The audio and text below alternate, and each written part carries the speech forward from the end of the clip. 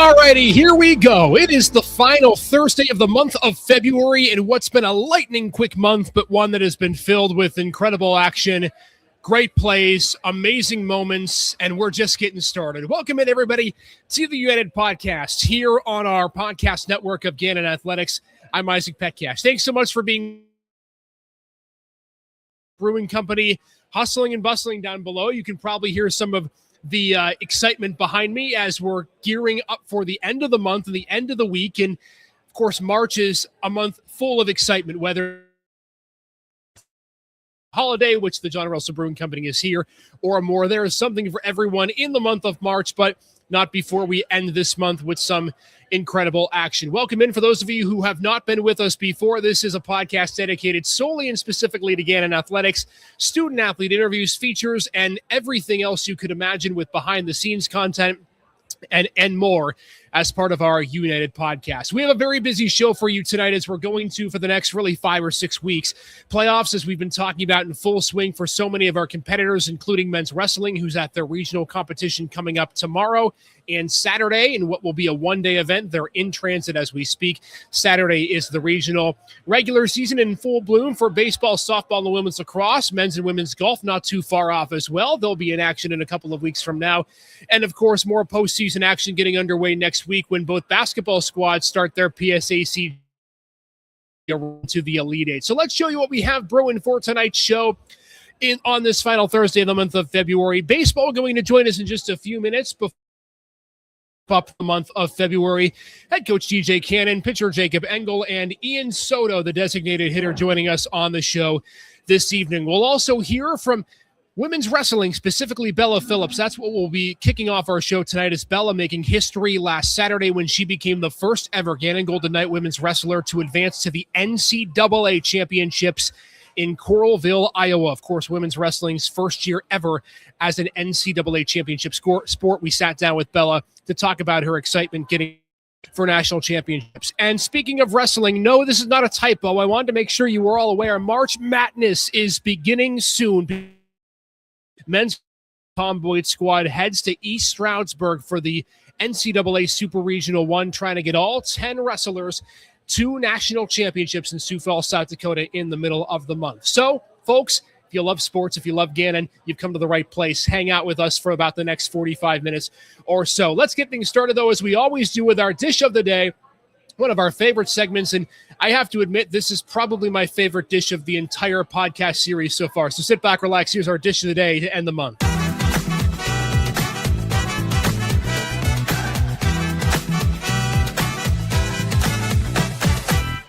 I myself am a pasta fanatic, and I think a lot of you are too. So if you love is for you, it is our roasted vegetable pesto pasta at the John Russell Brewing Company. Absolutely delicious. You can see I took a bite. Mushrooms, the tomatoes, some broccoli in there, peppers, onions, the works. And of course, it's drizzled with a pesto sauce and spiral pasta. It's delicious. When we play this Bella interview, you know what I'm going to be doing is taking a bite or two or maybe 10 out of this as well. One of the several classic and exciting dishes you can get at the John Russell Brewing Company. Of course, this also factors into the Lenten season. It's edible during the, as is customary during this time of year. So if you're hungry, and we know you are, head on out to the John Russell Brewing Company to get our dish of the day, the roasted vegetable pesto pasta. You can get it now while supplies last at the John Russell Brewing Company. Each and every single day they are open. All right, let's kick off our show with what's on tap. In just a couple of minutes, baseball going to join us. We'll hear from Bella Phillips in a moment as well. But we might as well get you ready for a busy weekend to begin the month of March and cap the month of February. Here's what's on tap for this weekend.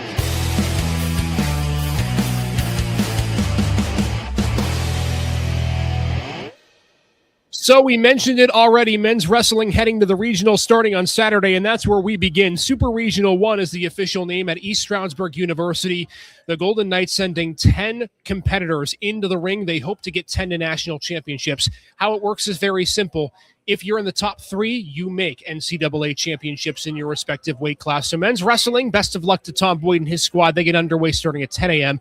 on Saturday morning. Men's and women's basketball both picked up wins at Clarion last night. Men in dominant fashion. Women also took care of business on the road. And Saturday becomes now an important date for women's basketball and the men as well. The men trying to end the season on a 13-game win streak. But on the women's side, Gannon winning yesterday, and they got some help. Cal PA beat IUP on Wednesday evening, which means Saturday's women's game is for the PSAC Western Division title. So Cleve Wright's team has everything out in front of them. They control their own destiny to win the West and be the number 1 seed on that division heading into play. We get to the postseason on Wednesday. Speaking of basketball, we also have ticketing information for the PSAC quarterfinal round on our website, GannonSports.com, so check that out. Acrobatics, a tri-meet against Buffalo State and Trine. And while we're at it, big congratulations to Addie Womeldorf, who picked up her first career coaching win. And it was a big one, a victory against 7th-ranked Duquesne last Friday as the Golden Knights improved to 1-1 on the season. So that tri-meet against Buffalo State and Trine at noon. Women's lacrosse, they're busy this weekend. Note the schedule change for baseball. The Saturday-Sunday doubleheader against Tiffin has turned into a Friday-Saturday doubleheader. Friday's game starting at 1 o'clock tomorrow. So the team is on the road essentially as soon as they wrap up this podcast. Women's lacrosse had a game against Ashland yesterday. They'll travel to face Lincoln Memorial on Saturday. Women's water polo is back in Erie. It is not their home tournament, but returning to Cathedral Prep for a 4-game span. They'll face LaSalle and St. Francis Saturday at 10 and 30 and 3, and Sunday against Wheaton and Penn State Barron at 11 and 2. So what's going on around the area? Of course, postseason continuing away from home as well. All right, let's get to the big story of the weekend, and that was from last weekend when Bella Phillips, the Gannon women's wrestler, to clinch a spot at NCAA championships, winning the 180-pound super regional bracket last Saturday at West Liberty. Phillips has had an incredible season. She's got 26 wins on the year, 66 for her career. And to be quite frank, she has been one of the most dominant performers of women's wrestling program here at Gannon in quite some time, maybe ever, in her first 2 seasons. So as she prepares for national championships coming up next Friday and Saturday in Coralville, Iowa, we sat down to talk with Bella about her historic victory, the achievements that will last a lifetime for her, and what she can expect and what she's ready for in Coralville. Run, what a turnaround, and what a week upcoming for Bella Phillips, a sophomore who gets no break for spring break, but I'm sure you'd probably have it that way as you get ready to go to Iowa for national championships. First of all, congratulations. It's an incredible accomplishment, and though I know you've had national qualifiers in the past, has to mean something to you that you were the first NCAA championship qualifier to come here from Gannon Women's Wrestling. Absolutely, absolutely. It was cool to hold the legit trophy and compete in a legit NCAA regional tournament, so it was really cool. What was that experience like? Because we've talked about it all year, right? Mm-hmm. First year at NCAAs, it feels like it has deserved this for a long time. What was that experience like compared to last year when you were at NCWWCs? It definitely felt a lot more intense. The regions this year were more competitive, so it was cool to be in that sort of atmosphere where this competitiveness of the region, how every weight class probably had 6, 7, 8, 9, maybe even 10 wrestlers that deserved to make nationals, but only 3 did. Mm-hmm. What was the challenge, regionals, and where you were able to take the 180-pound bracket? It was a lot of being prepared mentally for it. I know these girls want it as much as me, but it was like I wanted more. I've trained harder. I want this. So it's cool to be like, no, you're not gonna get what I want. You know, like Bella Phillips, the denier. Is that what we're calling you? This is my dream, and I'm gonna make it. The denier. You mentioned just a second. You've been wrestling for quite a long time. For those who don't know, when did you start wrestling? I started in 8th grade, so 7 years. And this has been something that I think every woman, man alike who's in this sport dreams of, is getting to the national stage. When you won, when that final whistle blew in the championship match, did it really hit you, or when did it hit you that, oh my gosh, like I'm living my dream, for lack of a better word? It was a different experience to compare it to last year, because I also won regions last year, and this year it's felt even more important and even more I'm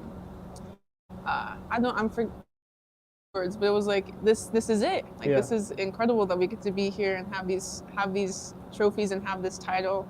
So it was just really cool to kind of sit with that. It's historic for many reasons because you're the first to make nationals, but you're also going to be part of the first team that got to compete in an NCAA regional competition. I know you're the only one heading to championships, but from a team perspective at the regional, what memories will you have from this season and that meet in particular, being the first, being the pioneer, the trailblazer, if you will, to get to be a part of that with your team? Oh gosh. I was expecting more people to make it, and it was kind of, it hit me at a wrong time. Be like, oh, I'm the only one. Like everyone is on break. Yeah. I'm not on break, so I'm still wrestling. So it was a little bit hard to be like, oh, I'm alone in a sense in this kind of journey. But it was cool to be like, yeah, no, I'll show the girls, people coming in, that Gannon's gonna make it, and we're gonna keep showing up, and we're gonna keep making the spots. Let's talk about the season as a whole. You're through 2 years. You're 2/3 of the way to 100 wins, and by the time we get done with national championships and you have the success we know you're going to have, you're going to be over 70, hopefully exactly at 70. That gets you a natty. Take me through how this season has been able to be as successful, if not more successful, than last year. You burst into the scene. You're a freshman. You don't know what you don't know. You make nationals. Again, winning the region last year.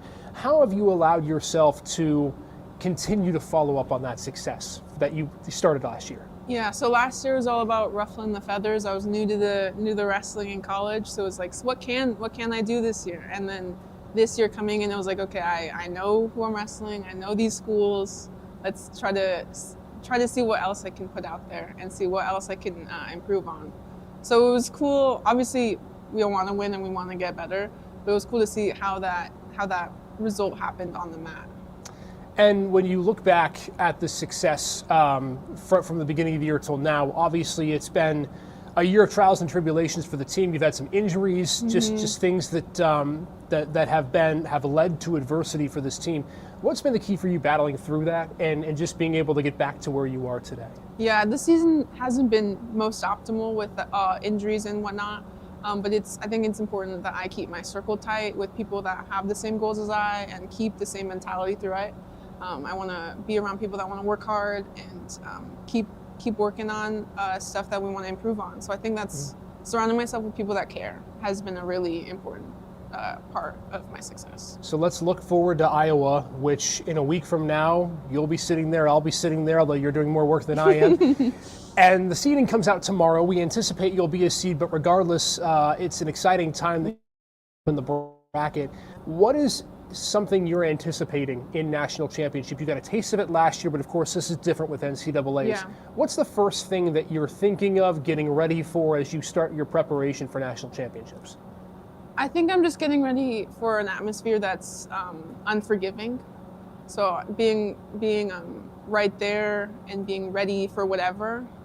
Everyone's going to be trying their best, and everyone wants it. So it's kind of being like, no, make sure that I want it, make sure I'm physically present and mentally present for the fight that's coming. And the cool thing is you're in one of the two epicenters, arguably, of wrestling in America, right? I mean, Pennsylvania is the state where traditionally wrestling dominates, but you talk about wrestling, Iowa is where it's at, right? The number one team in the country, number two by some. That's the home of the Hawkeyes, and I'm sure, to your point, the atmosphere is something you're excited for too. Yeah, absolutely.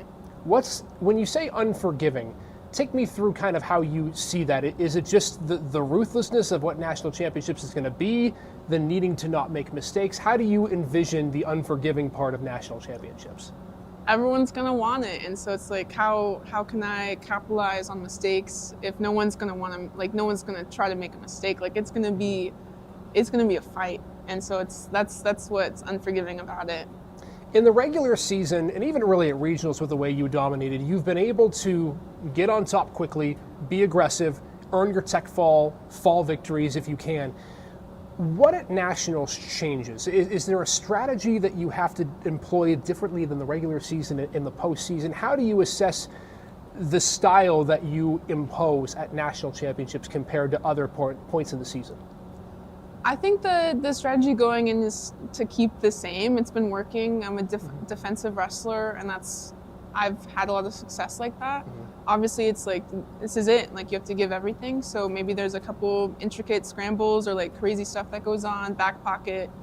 technique that will come out, but for the most part, it's like stay true to what you know. Don't like, I can't change my wrestling in like 5 days. So Yeah. I'm just gonna keep true to who I am as a wrestler and what we know, and like Coach Aaron and I have been working on. So just kind of keeping as tranquil as possible going into it. Don't want the nerves to overwhelm.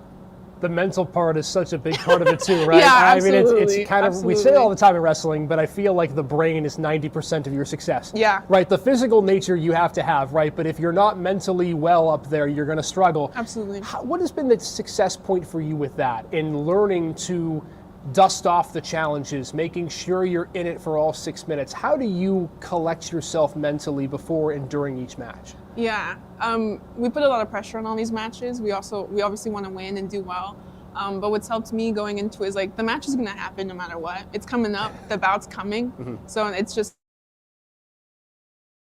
like, let's get that right, because the match is coming either way. So it's been like I'm here for my team, for my parents, for all the sacrifices that coaches have, all my friends. Like so much has gone into this throughout the years. So it's like, this is why I'm doing it. This is why I'm here. It's coming, and I'll be ready, and I want it more. You and Coach Aaron have a great relationship. It's who you'll be traveling with for national championships, and I know she's worked really hard with you, as you just mentioned, to get to this point. And this has been her vision too, right? Is making this a national championship contending team and national championship contending individuals. How important has that role played in just you two working together to get ready for this moment? Yeah, she's one of those coaches that care a lot and that put a lot of passion, and this is really important to her. So I'm happy to do it with her. It's going to be a great weekend, and I know she wants it as much as I do. It's been great. It's going to be an amazing end to the season, no matter really what happens. We know what we're bringing into it, so it'll be fun to see how that pans out. So 18 wrestlers in each bracket. The top become All-Americans, and so finish this sentence for me. Bella Phillips will be an All-American if? When? Simple as that, right? Yeah. Is there anything that you are just excited for as a whole, besides just the atmosphere in being there? What will this experience, you think, mean to you once you're done with it and through it all after Saturday? I think it will be a great end to my first part of college. I think it's been, last year was informative. This year we put more like a practical turn on it. Like let's do more. And so at the end of this tournament, I hope to be like, okay, first half done. First half of college done. Let's keep going. Let's see what the next step is. How do we get better for these next two?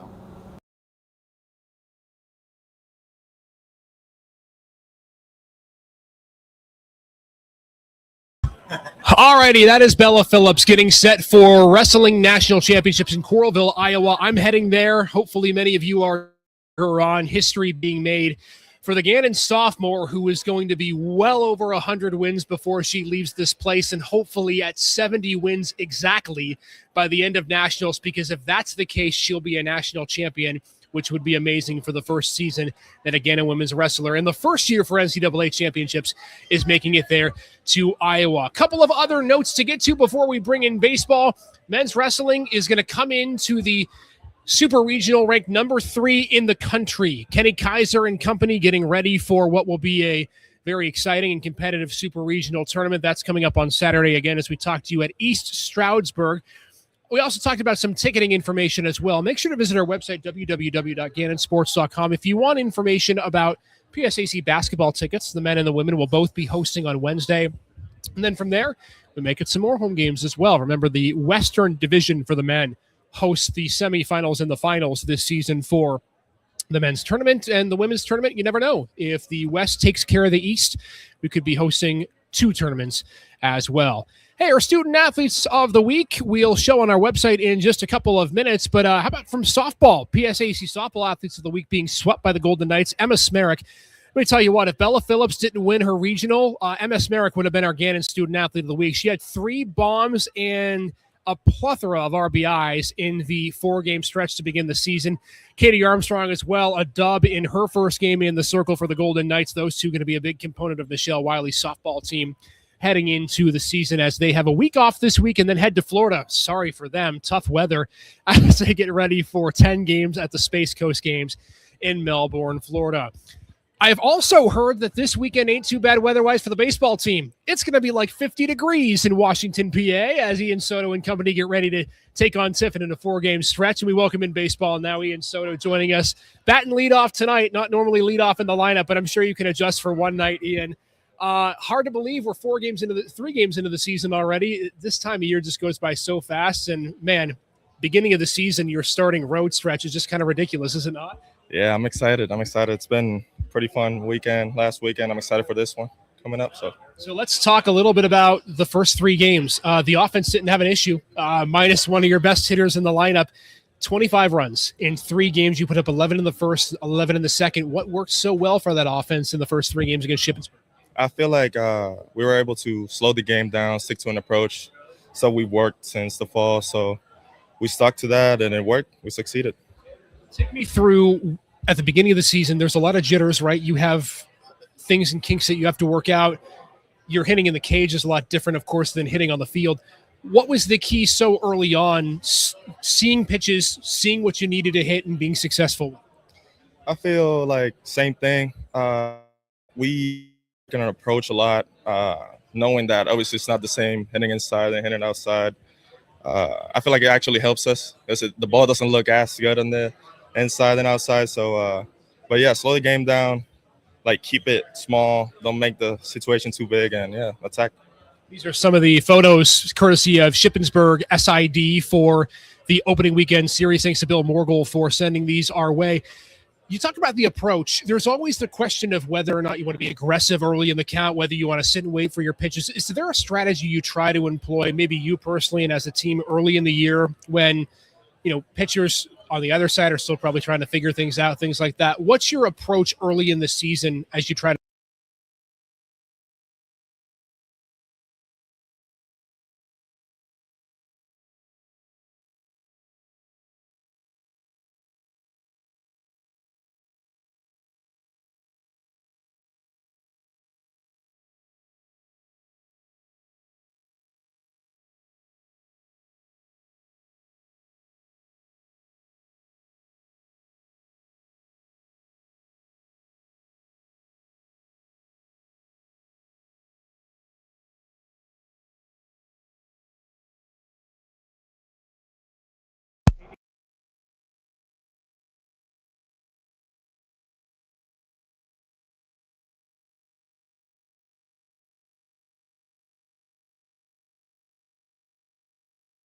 Season. I feel like for this return, it's like Connor Smith, Wesley, and they didn't even play. I feel like we have so much potential.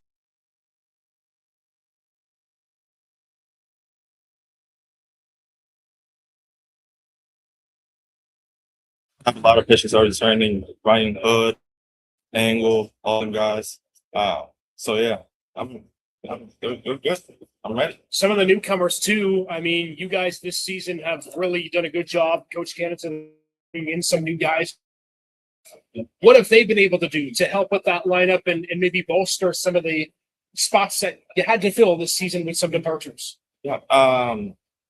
DJ Cannon, he did a great job bringing some guys, even like sophomores like Emmett Ryan, shortstop, Baroli, TK. Yeah. All them guys, like they've done a great job, not like making the situation too big. And yeah, they've been able to do their work, and I'm excited for them. What's going to be the key to success this season? You got a tough 4-game stretch with Tiffin, then you're going to go face Findlay. You've got some really difficult opponents that are coming up over the course of the next couple of weeks. What's the key to starting off the season right? You've been with this team now a couple of years. You kind of know what it's like. How do you continue your success early in the season? I feel like keep attacking. I know like their start of the season hasn't been the best, but that doesn't matter. I feel like we just got to attack everybody like they're the best team. I feel like if we keep doing that, slow the game down, attack early, I think we'll be fine. Ian Soto, my man, can't wait to get to see you this weekend. Best of luck. Let's hope the weather is good. Let's hope the weather's good when you guys get back home here in a few weeks. A lot of the yard, keep finding the gaps. Great stuff, Soto. Yes, sir. Thank you. All right, Ian Soto, the offensive mastermind, joining us, and now we're going to bring in Jacob Engel, who easy so far this season, but when the offense puts up 25, maybe it seems that way. But nonetheless, it's the local product. Cathedral Prep grad and Erie native Jacob Engel joining us on the show. Always great to talk to you, my friend. Man, what a start. 2-1. You had the lead in all of these games, 25 runs in the first 3. Gotta be a nice start and feel pretty good to start the year for you. Yeah, we did kind of exactly what we wanted to do, come out and get like a chance to come home with 2 wins and having a chance to win all 3 games. The pitching staff was incredible. We had Hood doing Hood things early. We had Nolan, who I'm pretty sure that was his first career start. 6 innings, 60 pitches, 1 run, gave us a chance. We got Bioni, Robertson coming out of the pen. I think the whole pitching staff, shout out, just straight kudos to all of them. Hitters took care of us, made our job a lot easier. So just great all around by everybody this weekend. I really want to talk about the new guys in the pitching rotation in a bit, some of the freshman transfers you brought in, but I want to start with you and Hood. You're 1-2 in a lot of ways this season, and I know Ryan had the great season that he had last year. You're healthy this year, knock on wood. It stays that way. Don't do anything dumb. Take me through having both of you back, both experience. What key for the two of you to really be tops in the rotation this year and have success like you did on opening weekend? I think you just said it. It's just staying healthy, I guess, for me specifically, but kind of just being him exactly from last year. If we can get the same thing that he gave to us every game, game in and game out, we're going to have a great chance in every game one that we have. And just me, just coming out and just giving our guys a chance. The main priority as a pitcher is just to give your guys a chance every time you go out there. So just being able to take care of the ball and just do what we do to just give everybody a chance. What, as a pitcher, is key to having success early in the season? Ian just said, I asked him what the approach is as a hitter. And he goes, well, a lot of guys will throw fastballs early in the year. They're trying to figure out their stuff, right? They don't want to get too into the junk early on. Your approach as a pitcher early in the season, trying to limit teams to few runs early in the year when you've been pitching off of rubber mounds and synthetic turf all off season long, but now you're finally on a big hill for the first time. I think it's just getting outside and just kind of I guess feeling feeling the difference outside. When it comes to like the pitch calling and all that stuff, that's not us. We don't do any of that. So Pelosi, Coach Cannon, all of them do a great job of scouting the teams, figuring out what we're supposed to do. But I think kind of what I keep touching on is just kind of like just giving our team a chance, giving our fielders a chance to field the ground balls, pop flies, all that stuff. They just kind of take care of us in a way. So we got to help us help them in a way. Okay, so some of the new guys in this pitching rotation, I think really your neck of the woods. Pitching is where a lot of the new success is going to be, right? You mentioned one of your newcomers, freshman, just got his first start, did really well in the 3rd game of the season. Take me through some of the guys that have been pitching really well that are new that you can expect this season and how impressed you've been with their bullpen sessions and, in some of their cases, live action. Like I said, it's just everybody, like a whole staff kind of thing. Like I just highlighted Nolan earlier coming in, doing exactly what he's supposed to do. And we have guys who haven't even threw in a game yet for our guy. We got, I don't even know if I can get them all. Jackson Walsh, Hunter Steinke's going to be a big guy for us, hopefully this weekend. We got Aston Wheelock, who maybe hasn't gotten as many innings as he should have the last couple of years, but finally carved out a role. I'm going to forget names, so I'm just going to stop. That's okay. It's hard for me to remember too, so you give it a pass. No, it's just kind of, from top to bottom, I think we have so many guys that can have so many roles and help us, give us a chance to win. I've been very adamant. Coach Cannon knows I've been very adamant about staff and what we can bring this year, and I'm just so excited week in and week out for everybody. So it was documented in the recap article. It was your first opening day win since 2022. And I know, but early in the season, we talked to a man. That was where the trials and tribulations really happened, right? You had you caught fire. To have this success early on, and if you're able to play well this next weekend, what's going to be the key to keeping this throughout the entire year, and how important is it to pick up some early wins, knowing that was the bugaboo the last 2 years for this team? Yeah, I think the one thing that we can focus on is just keeping our preparation, and keeping that up to the high standards that we should have. Fall, all winter, we've talked about we've had a countdown to opening day and how we're going to hopefully go out there and like take care of business like we did. I think it just has to go towards Tiffin this weekend, for example. We got them on Saturday. Whatever happens, happens. We take that day and then we move on to thing. I feel like if we can just kind of take care of our business during the week, then the weekend will fall right into place. Jacob, what about this team makes it special already? You've got a great bond. That's really obvious. But what are you most looking forward to this year? I think kind of, you just said the bond, the camaraderie we have with everybody. I think this is kind of one of the more like complete, like together teams that I've been a part of here at Gannon. And I'm just so excited to see how we go moving forward. Can't wait, man. Got a lot of track left to run, but a good start in your first 3 games. Best of luck the rest of the way. Thank you, sir. I appreciate it. All right, Jacob Engel, starting pitcher. You'll see him in all likelihood this weekend, as well as the Golden Knights get ready for Tiffin coming on Friday, tomorrow, and Saturday. And we're happy to be joined by Coach DJ Cannon. They're going to hit the road literally right after this with their games getting moved up. I should correct myself, 24 runs in the first 3 games, but it feels like 25. 1 run here, 1 run there. Who's counting? Well, you guys are. You've got 2 wins to begin the year.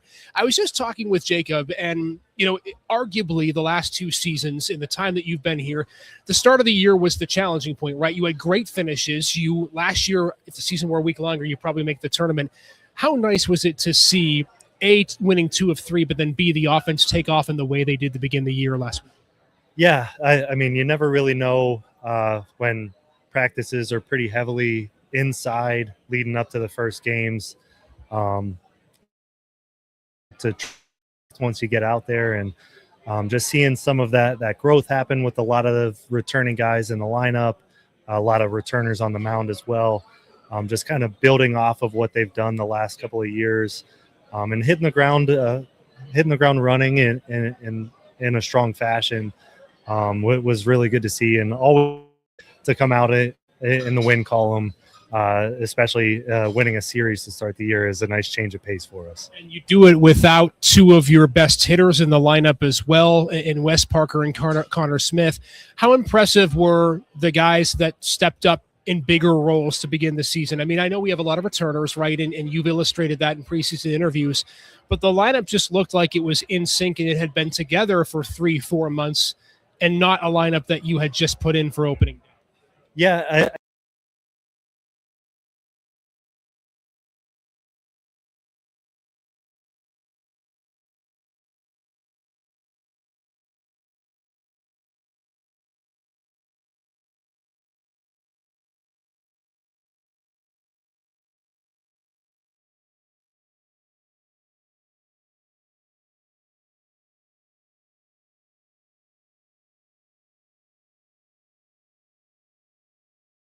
live at bats, but helps them to be prepared and trust their preparation. And I'm just excited to see those guys. I mean, really across the board, everybody. I think everybody in the lineup had an RBI this past weekend. Most guys had multiple RBIs, so that was really good to see. And so it was different guys each game coming through in different situations, and a true team effort to come out with a series win. Guys specifically, I know you said all of them contributed and we saw that in the box score, but what guys impressed you the most in terms of the people that really took charge in the opening 3? Yeah, I mean, Ian being in the middle of the lineup was really big. Not always necessarily having to do it with hits. He had, I think, 4 walks on the weekend, which just kind of showed a maturity in his at-bats, being able to take some tough pitches and take his walks and just get on base. Dom Costello made some good adjustments throughout the weekend and had some really big hits. I mean, top to bottom, we had like Brendan Caroli had a 3-hit day. Tommy Caroli had some big hits. Stangelo at the top of the lineup, which isn't his normal in the lineup, with some big doubles in that second game. It was, again, it was kind of a little bit of everybody. Hard to just kind of settle on 1 or 2. Yeah, spoiled for choice when you have that kind of depth in the lineup, and you supposed to be at the top of the lineup, but still made contributions. And your pitching staff had a lot of bright spots as well. We just talked to Jacob, but you have a lot of newcomers that you've talked about. You started 1 in your 3rd game of the season. What did you make of the pitching staff through 3 games? I know it's a small sample size, but a lot of bright spots, I'm sure, to be impressive. Yeah, I think kind of a testament to how deep our starters went into each game. Never really know early in the season. Pitch counts aren't quite as built. I mean, to get into the 5th, 6th inning with each guy was really big. Unfortunately, means some guys didn't get to throw that are still waiting in the wings, and I'm excited to see those guys get their opportunities this coming weekend. But I mean, Nolan got through full innings, only threw. Jake threw a gem for us in that second game, making the stress on the bullpen a lot less. And truly, I think our defense was incredible all weekend. I think we only had 2 errors, and one of them was a catcher's interference. So, I mean, when balls were put in play, we went and got it, whether it was infield, outfield. Nolan was the beneficiary of 3 double plays in his game. So the middle was working well. So it was just all around pretty awesome to watch. You have mentioned now a few times the middle of your defense and how important that is, right? Stands behind the plate, your 2 you want to put in center field. How important is that going to be this season? It was an opening weekend to have all of those guys back and just highlighting how important they are defensively. Yeah, I think like any good team, strength has to be up the middle, and I think that's where we're pretty well set right now. Basically 3rd year as a starter behind the plate. This is our first year since we've been together as a coaching staff that we were returning starting shortstop from one year to the next. So having that consistency with Troiano at short is awesome. BK in center is as solid as it comes in that he brings. And Tommy getting the first nod at second base made some really good plays this past weekend. And we have some depth in all of those areas too that I think no matter whose number is called in those spots will give us a good shot. But just that opening weekend to see what those guys were able to do, I think just builds the confidence with our pitching staff that no matter what happens, they've got guys behind. That's being in the wings to come in the next couple of weeks as you guys get ready for a couple of more road trips. Tiffin, Findlay, those are your opponents the next few weeks. It's a long road stretch. You're used to it, though, to begin the year. What is it like from a team bond, from a team togetherness perspective? We talk, they're connected, right, because they've spent the whole offseason together. Like, they get it. They're returners. But how does it help bring your team together in a sense when you have this many road games before you come? Yeah, I mean, it's amazing how long they enjoy playing the Mafia game in the back of the bus on every road trip. They can go for hours. And I'm pretty sure every baseball team in America plays that game religiously on the bus. I don't know how they don't get sick of it. It's crazy, but like you can tell they're having a great time together. So, I mean, just kind of shows like the bonding that's going on with all that. Just you participate? I don't know. I try to stay away from that as much as possible. A little too loud in the back of the bus for me. Sure. But then they're all kind of like bonding as roommates, try to mix up like who's staying with who each weekend. Unless we hit a big win streak, maybe guys will fight to stay together. But you'll hear about who snores the loudest or who falls asleep first, those type of things. But no, I think it does create a unique opportunity for guys to create different relationships with guys. Obviously, they're spending a ton of time throughout the year together, but never the same when you're sitting on a bus and staying in hotels and traveling together like that. Long way to go. I know we've only played 3 games, but it's a great start to the year. Your first opening day win since your first season here. What's going to be the key to success throughout the rest of the season as you start to get ready to get into conference play? The lineup starts to make a bit more sense and your rotation comes into fall. Yeah, I'd say consistency. Obviously, things started off in a good place, and a big part of that was just being able to do the fundamental things well, make the plays defensively, put balls in play, and throw strikes on the mound. So nothing will really change from that standpoint. It's just being able to consistently do that going forward, and just make sure that the things that allowed us to be successful this first time stay at the front of our mind, and we keep working on those things to refine them and make them as clean as possible. Good weather, 50 for this weekend. That can't be a bad thing. I'll take that any weekend, especially in February. So sun's supposed to be out, 50 degrees. Looking forward to some baseball. DJ, appreciate you, man. Best of luck this weekend. Bring home a few more wins before you get ready to go back on. Yes, thank you. Thank you. All right, that's baseball. DJ Cannon on the show. Thanks to him, Ian Soto, Jacob Engel for joining us. Great start for them. 24 runs in the first 3 games for the Golden Knights, and they look to just keep that train moving as they head into this weekend. Of course, Friday, Saturday, their games. A move up from Saturday, Sunday, which was the original schedule for this team. As you take a look at what's on tap, best of luck to men's wrestling as they get to the NCAA Super Regional 1. Men's and women's hoops. And the women's game is for the PSAC West regular season division title. Acrobatics and tumbling, home at the Highmark Event Center. If you missed their home opener last week, you can catch them again this Saturday at noon when they face Buffalo State and Trine in a tri-meet. Women's lacrosse on the road Saturday as well. Women's water polo back in Erie. Not a home event, but a hometown quad slate of games for the Golden Knights and Zarko Sadakovic's women's water polo crew. All right, time to get to our results of tonight's podcast poll. We've started doing this throughout the month of February. It's got some great reviews. Our podcast poll here at the John Russell Brewing Company is brought to you by our friends at the John Russell Hospitality Group, making everything as great for us as humanly possible each and every single day. Thanks again to the John Russell Hospitality Group for being the presenting sponsor of our show. It was a very simple question for our podcast poll this week. Many of you have shared your opinion on the controversial subject. Does pineapple belong on pizza? 2/3 majority say no. Pineapple does not belong on pizza. Near 2/3 majority. Some of you saying yes.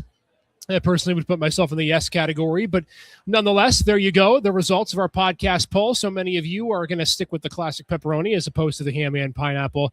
63-37. Our next podcast poll comes out next week. Make sure to vote on our Instagram story, and we'll share the results every Thursday with our podcast poll. All right, we'll end our show tonight with our top 5 plays of the week. Really good list. Really hard to narrow it down to just 5 plays this week, but let's run. Who made the list in our top 5 plays? We'll start at number 7. Emily Hedges with a 4th place finish in the 200 butterfly. She was tremendous in what's been a great season for her. Women's swimming just doing so many incredible things at PSAC championships. Hedges with one of the swims of her life there, and women's swimming again with a great finish. You'll see more from swimming in our top 5 right now. This is at number 4.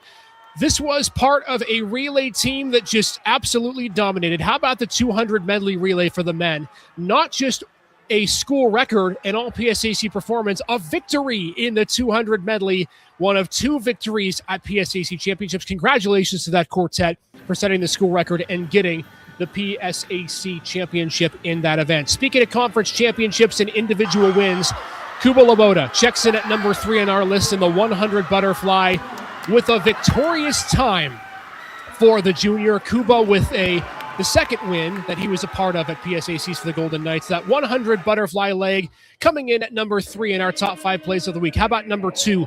This is just a full team effort for Addie Womeldorf and Acrobatics and Tumbling, taking to the floor in their home opener, coming off a loss to Quinnipiac and not caring one iota, taking down 7th-ranked Duquesne 259-254 and securing the first career win for head coach Addie Womeldorf, and a ranked win at that.